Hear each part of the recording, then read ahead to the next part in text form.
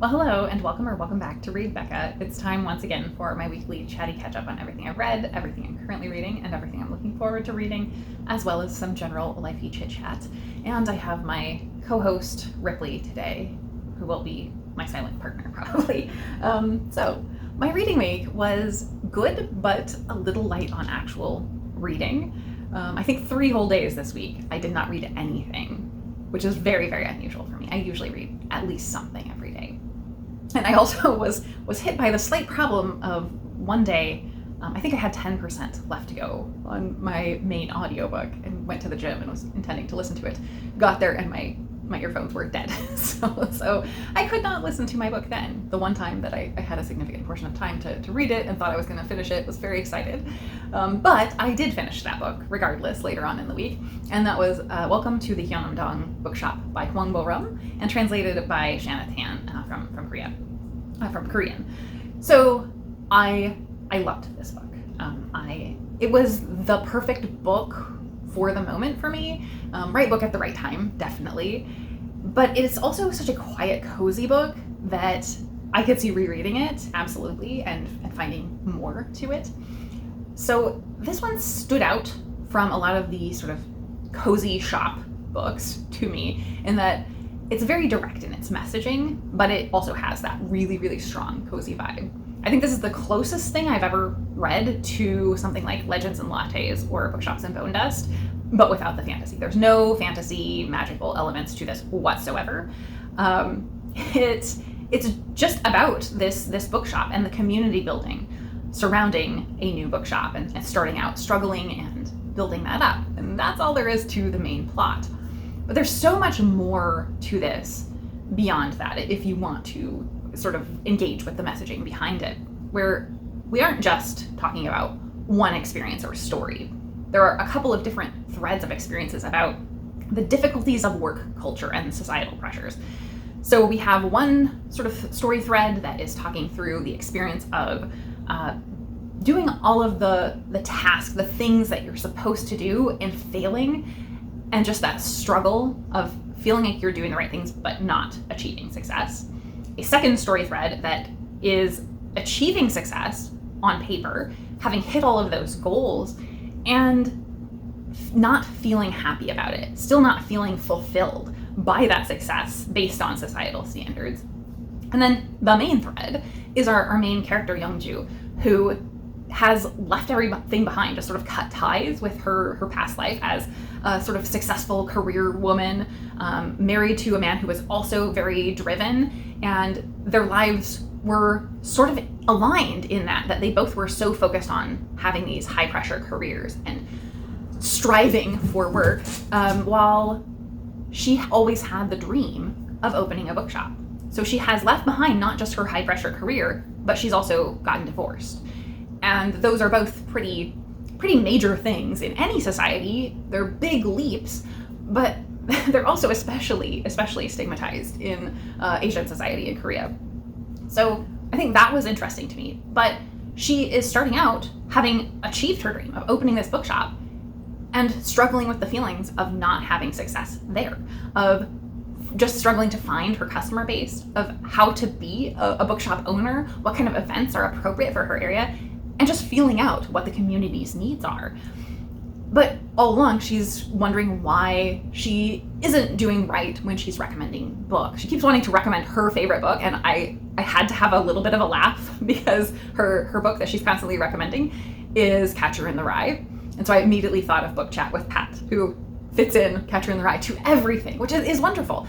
But as a bookshop owner, she's sort of failing to meet the needs of her clientele because she's always imparting her favorite things, and that was what she was looking forward to, instead of finding what brings her customer joy. And so it's about the turning point of that, of the give and take of being a person in community with others, and a two-sided conversation with a customer, more or less, to find out what they like.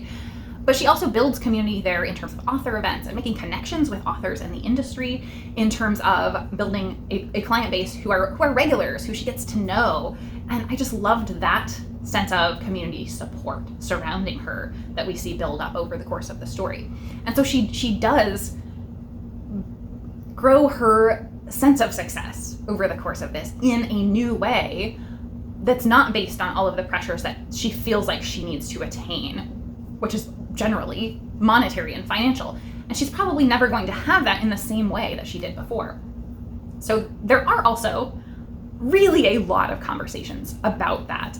There's like a moment with a book club where they're just kind of going around and talking about their difficult experiences with work in the past, the ways they've been exploited by companies and employers before, and very generally like anti-work sentiments.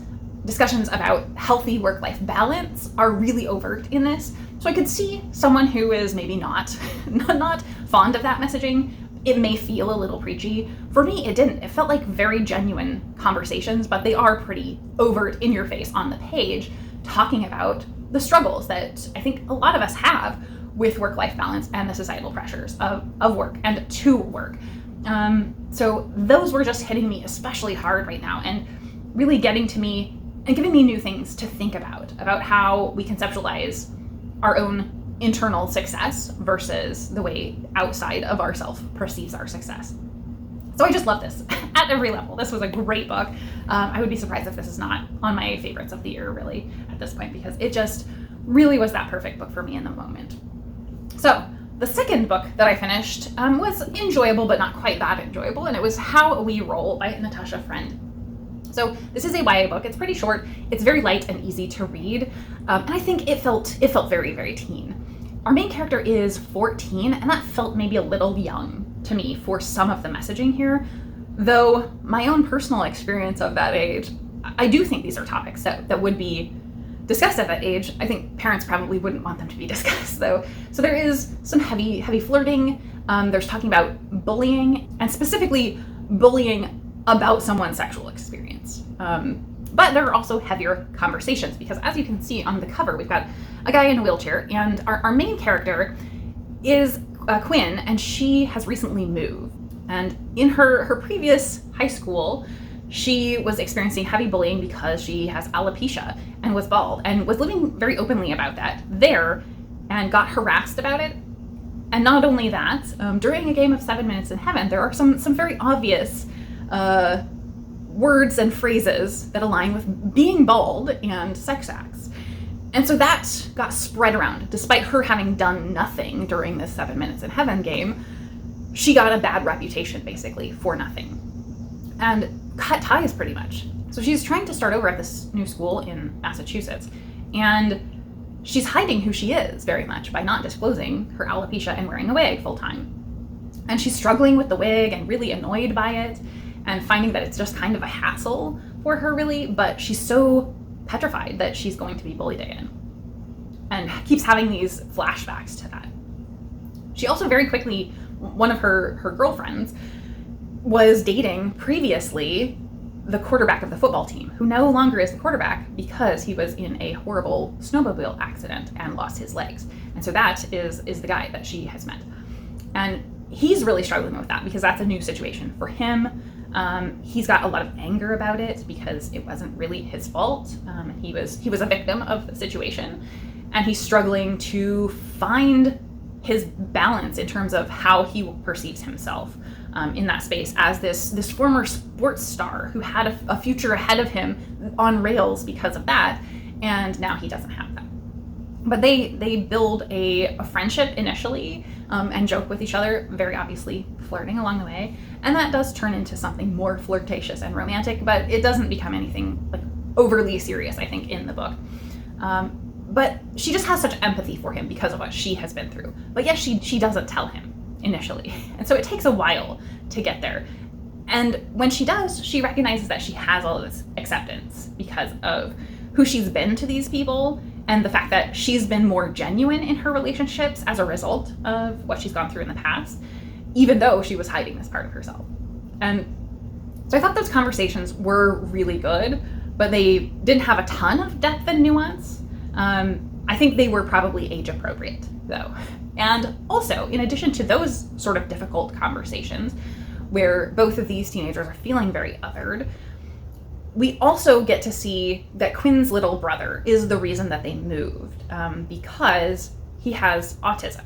And he's very obsessed with things like the Guinness World Records and really has a lot of quirky behaviors, but he's really a charming character, I thought.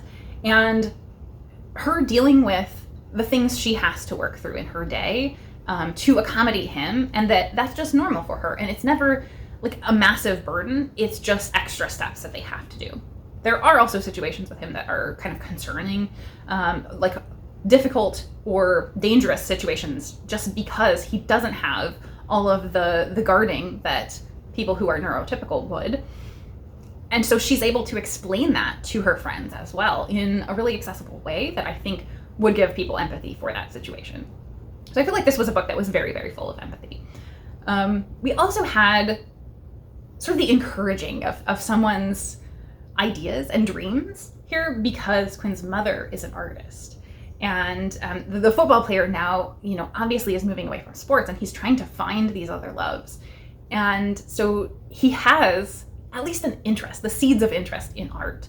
And so he kind of gets very quickly welcomed, and their family are very, very supportive and foster that interest and sort of show him Quinn's mother's art, and she's willing to help him out with that. And so I just love that in terms of the support and just showing what a very healthy relationship in terms of either friendship or dating can be. So yeah, I just really, really liked those aspects of this story. So this was a good book. I totally enjoyed it. It felt a little young for me, but it is YA, so it's supposed to be. And I liked the conversations that this was having. Definitely, I think this would be a great book for a teenager to read on basically all of those aspects. I think the flirting and the text messaging kind of grated on me as very young and immature, but it was a good book. So that's what I read this week. I also am reading a couple of things. Number one, my hold for Silverborn, the new book in the Morgan Crow series by Jessica Townsend, has recently come out, and finally the hold came in for the audio. So I'm listening to that and very, very much enjoying it. I love that series. It's so magical. And I also am working on in print my July treasure hunt book from the library. I did pick it in July. I just did not get to reading it in July. I also have picked my August book in August, but I haven't got to reading it yet. So I need to get to those. And almost certainly, very imminently, upcoming, my book club this month is reading The Adventures of Amina El-Sarafi, which has been on my radar and I've wanted to read since it came out and haven't gotten to it. So my book club is giving me the opportunity, and I almost certainly will be starting that this week. Maybe next week, but probably this week. We will see how busy I am this week. So that is what's coming up in books. In watching stuff, man oh man, a second series of Shiny Happy People, a docuseries, came out on a different topic than the first series. So the first series was the Duggar family, which I'm not overly familiar with, and I did not see that series. Season 2 came out and is kind of very focused on white Christian nationalism, and specifically centers on these evangelical teen movements from my time as a teen, called Teen Mania and Acquire the Fire. So the first episode was almost like the book Ex-Evangelicals, which I talked about, I think last year, maybe earlier this year. I can't remember when. I read it. It's somewhere out there in my past videos. It was basically that in docuseries form. Even Sarah McCammon, the author of that and journalist, is in this as well. So it starts from a more broad perspective about the background of the white Christian nationalist movement that has grown significantly currently over the past several decades to where we are today in the US. And so you're starting from that broad perspective, but then it zooms in on those couple things, these very indoctrinating movements, Acquire the Fire and Teen Mania. And those are things that this kind of stuff was so much around me that I didn't even remember those. Like, they definitely were parts of my teenager years, for sure. I have seen Ron Luce, the sort of leader, speak many times. I never actually went to one of these events, so I saw him at other things, but there was so much pressure at the events that I was at to sign up and fill out the cards to go, and definitely youth groups that I was a part of at church went to those Teen Mania and Acquire the Fire events. And seeing the video of it now is kind of really horrifying on two fronts. Number one, seeing what they're doing, what they're saying to kids is just horrifying, number one. And the level of internal recoil and pain that it causes me to have heard those exact messages over years and years consistently through my teens now is hard. And that's why I don't even really, I hadn't even thought of those in years, is because there just is so much of that in my background that it's difficult to even pick out the individual things. But more so it's painful to look back because while there were a load of kids and usually a couple of youth leaders, adults, those adults were there. Like, there were adults there seeing this happen and being like, yes, this is fine, this is good, like this is great, what we're doing is the path forward to make things wonderful.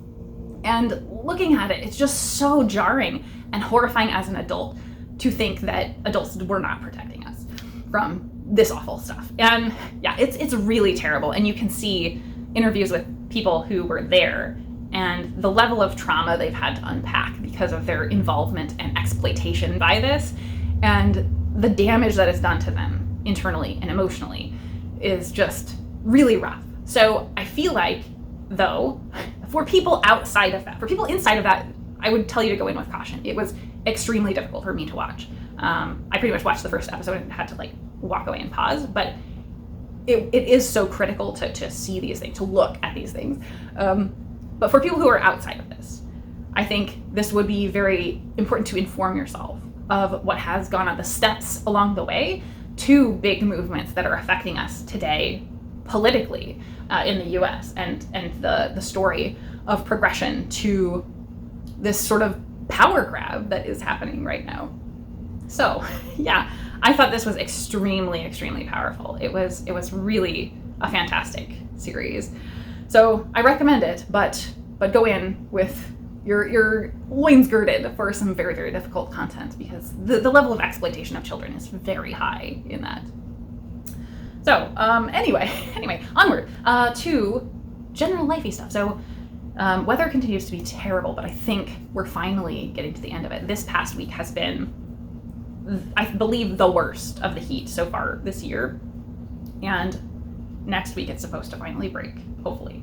Who knows how long that will last, but we will see. I did make it out on a cooler evening to the lake to walk, and they were practicing for our Dragon Boat Festival, the rowing club were, because they have a Dragon Boat Festival every year. And I was so lucky to make it out and happen to be out that one night, because I haven't gone in over a month for sure. And I love it out there. I used to see them all the time out practicing, but I haven't this summer very much. And the Dragon Boat Festival is this weekend, and I can't imagine how they are doing that with the heat. Every time I used to run at this park all the time years ago, and so I would just show up to run, and it would be just flocked with crowds, and so I'd have to go find another park to go to, because the Dragon Boat Festival is massive. And so getting to see them while they're practicing rather than having to go out for the big event is very nice, because you get to enjoy it. They haven't had the actual special boats out for their final practices and stuff, so I got to see them in the cool boats and all of that. They weren't all dressed up like they normally do, but like it was very nifty to see them doing practice runs. So I got to see that this week. And then yesterday, our weather sort of turned. I think I have mentioned how volatile and stormy our weather has been. Yesterday we had the highest temps until today. Today is supposed to be the very highest we have. But it went from like 99 degrees to 79 in about an hour, less than an hour, with storms coming out of nowhere for like an hour and a half. And right around the time I was supposed to leave to go to my gaming group. And then, so it massively dropped temperature during that. And then as I started heading down the road for gaming, like the temperatures are creeping. So it dropped about 20 degrees over the course of that, and then went up about 10 degrees as I was going south. So it's just been all over the place and very, very, very wildly volatile. Funny enough, at my gaming group, I guess of mention for bookish folks, we did actually, somewhat unexpectedly, unplanned, wound up playing the Stormlight Archive game. So relevant to Brandon Sanderson's books set series. And there are a couple of different games based on his series stuff. But this one, it was supposed to be a very quick setup and appropriate to Brandon Sanderson. It was not, it was wildly not. We just happened to want to try it because it was, it said it had a fairly short time, from like 30 to 60 minutes. It was not that. And we didn't want to set up for our next campaign because that was going to take a long time. And we finished our campaign that we had set up for very, very quickly, or unusually quickly. So we got through learning the game in like 45 minutes, and we're expecting to be almost done playing it in that long. It's kind of like a traditional deck builder, but naturally with Sanderson, it's very heavy on details, and it's different in a way, so you can't just jump in from knowing how deck builders work. So deck builders usually are cards, and you sort of fight things. You have a hand of cards to fight things, and you pick up those things, and they make your hand better. But here, you're building a character, so you have a base character, and everything that is out on your character, rather than a hand that's hidden that you can use some of, you have everything on your character available to use every single time it's your turn. And then you're sort of going against challenges or encounters, that sort of thing. And each one you defeat on your turn, you add to your character as your character's experience and skill ups and stuff. And so you always have everything that's out part of your character. And at the end, things that you've been acquiring and building as your character also have like win points on them. So it was interesting. It was vastly overcomplicated for the type of game it is. Very detailed and specific. So I think it ended up taking us like 2 hours to play what was supposed to be an hour maximum game. But it was a good time. I think it was very unique, like really something I've not seen before, even though it kind of has similar mechanics to a deck builder. But if you're looking for it, I think don't buy it if it's very costly, because it's real overcomplicated and takes a lot to learn. If you're replaying it, I think it could have some good replay value. So I think that's all for me today, other than my recommendation for the week. And I'm going to recommend something appropriate for Women in Translation Month. Sean Breath Books / Sean the Book Maniac did an interview, a Zoom chat with translator Tina Cover. And it started out with some very light discussion on translation and talking about some really cool concepts about translation, and even things like a translation slam, which I never heard of, but now I want to find out if there are any of those going on anywhere near me. So it's like a poetry slam, but you have translators kind of going head to head, translating the same passage and seeing how different that translation is. I love language and translation, so that sounds so cool to me. So the concept of that was very cool. And then talking through some projects she has upcoming with different translations of books. So really cool stuff, very exciting me about translated work. I love the concept of translated novels, and it just makes me passionate to read more women in translation, certainly. So definitely go check out that Zoom chat. So I think that's all for me today. And with that, I will leave you and say I hope you have a wonderful week in reading and in life. And thank you so very much for watching.